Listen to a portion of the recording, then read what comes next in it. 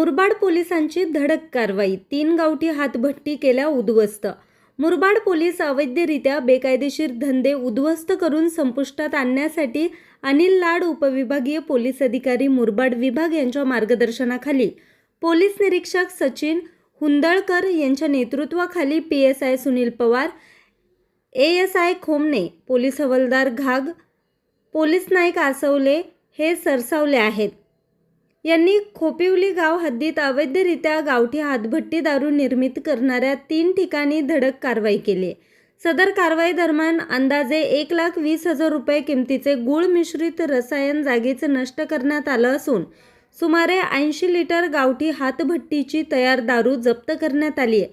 सदर कारवाईमुळे अवैध दारू व्यवसायावर प्रभावी प्रतिबंधात्मक कारवाई करण्यात यश आलं असून संबंधितांविरुद्ध पुढील कायदेशीर कारवाई करण्यात आली आहे।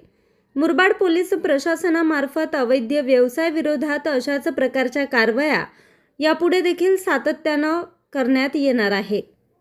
न्यूज रिपोर्टर राजेश भांगे, आज 24 तास, ठाणे।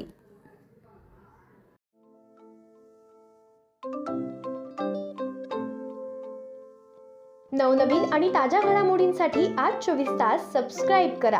त्याचबरोबर बेल आयकॉनवर क्लिक करा आणि मिळवा आमच्या बातम्यांच्या नोटिफिकेशन्स। तसेच आज 24 तासची प्रत्येक बातमी आपल्याला कशी वाटली हे कळवा, लाईक करून, कमेंट करून आणि आमच्या बातम्या शेअर सुद्धा करा।